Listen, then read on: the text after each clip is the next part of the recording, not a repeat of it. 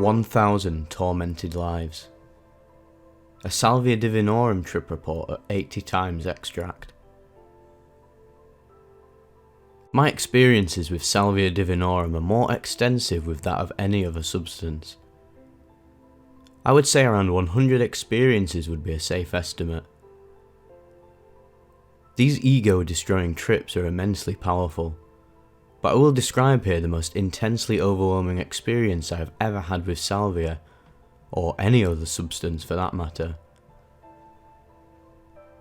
After Salvia had begun to be controlled in Mississippi, I spent quite a while scouring the internet finding the cheapest, most potent Salvia I could find. I ended up buying 1 gram of 40 times and 1 gram of 80 times for a very reasonable price. The Salvia arrived in my PO box a week later. A week after I received the Salvia, I had gotten curious enough of its claims to such extreme potency for the meagre price that I was charged. So, after I'd finished class for the day, I went back to my room and dug my trusty bong out of my bottom drawer.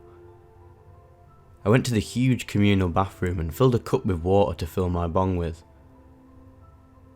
Back in my room, I cracked the back window facing the woods, filled my bong and packed the bowl with the 80 times Salvia.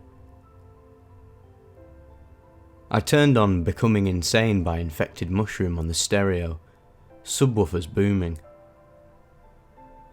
I knew that the synesthesia that came with the Salvia trance would be greatly amplified by the music, but had I known the extreme condition I was about to enter, I may have left the music out of the equation. The techno pulsing through the room, I bent down out of the window and put my butane lighter's flame to the packed Salvia.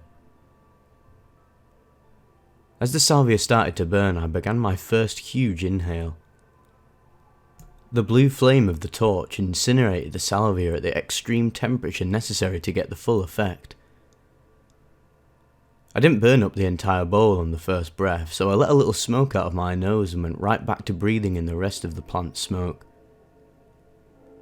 I finished burning all of the Salvia right at the beginning of my second breath. I held the smoke in my lungs and noted the peculiar and familiar taste of Salvia. It was just as I was making this mental note of the plant's taste that I was snatched away from everything. This world was destroyed, not just as it exists to my perceptions, but from my memory and my understanding.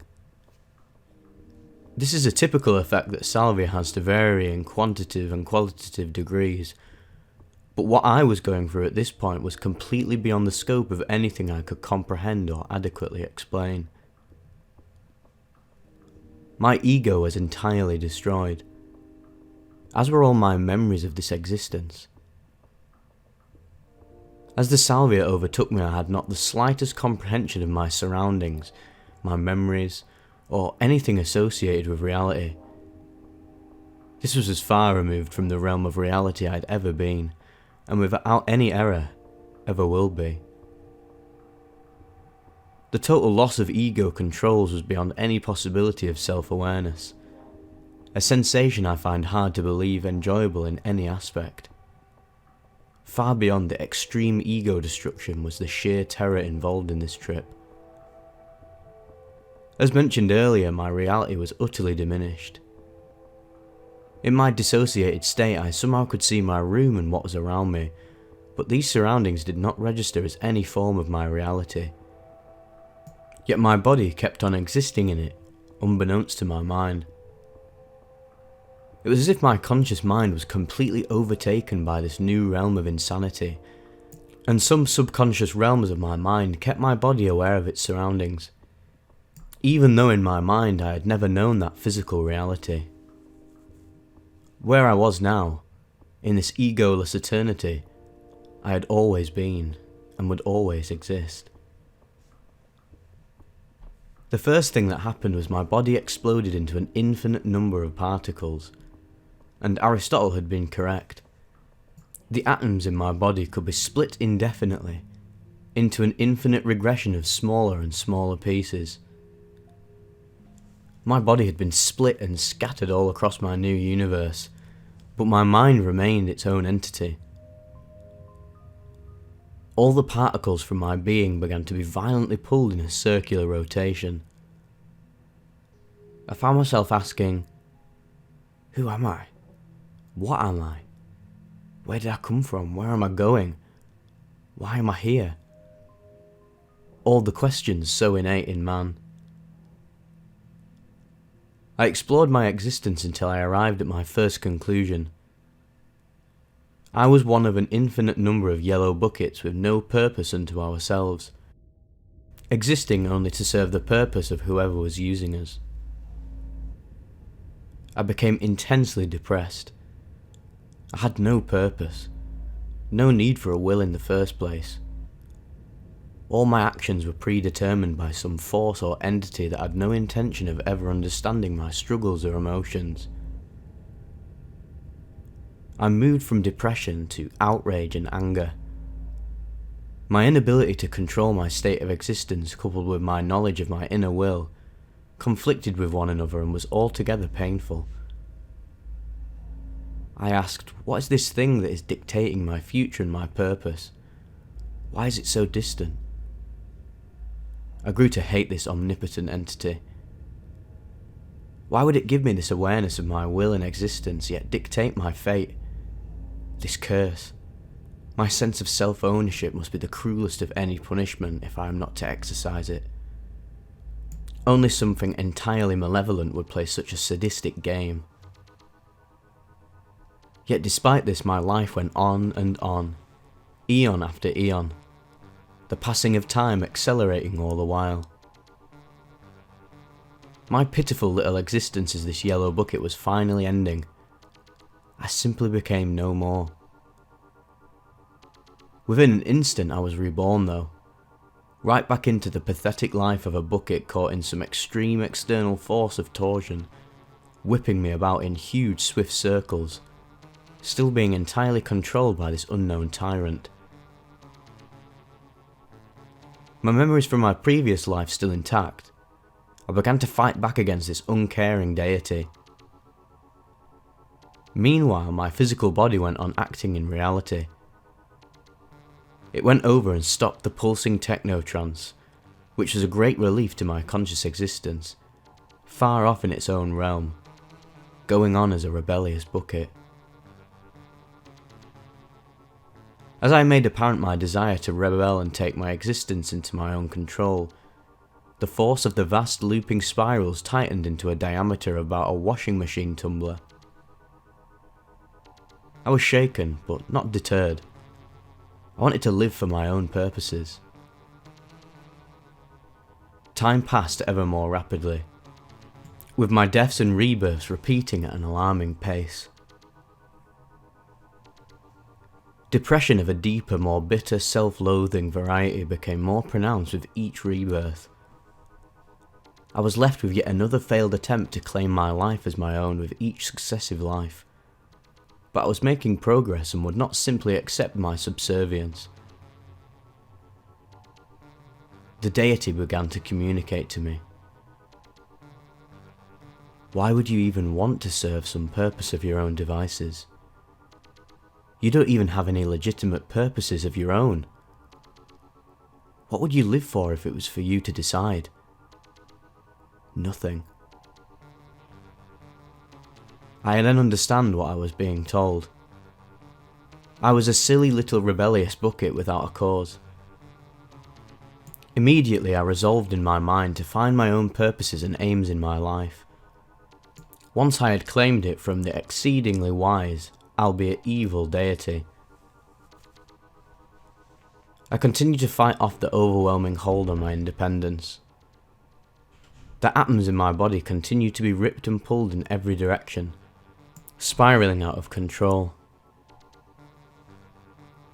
At last, after 999 failures in as many lives, I took my life as my own, finally fading back into the sober little life I had just left 8 minutes ago.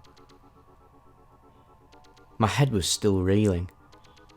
The stark gravity of just how realistic that Salvia-induced existence had been was almost crippling. I immediately sat down to regain my hold on reality. Firmly seated in my chair, I was very near trembling. Back into my comfy little human existence, the overwhelming level of realness of what I had just experienced rocked my mind. Though I had been in that dissociated state that Salvia sometimes brings close to 100 times, never had I been confronted with an experience so entirely indistinguishable from a common existence, yet so incredibly alien. Reflecting on how extraordinarily bizarre the trip had been, the fact that it had seemed so completely real became all the more astonishing. As I mentioned, while I existed in that state, nothing that happened seemed odd. It was simply my existence.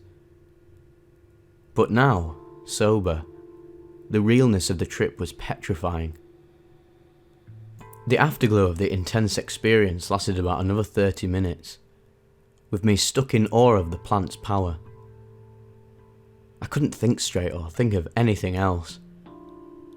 I was sweating profusely and breathing heavily as if I had ran for miles.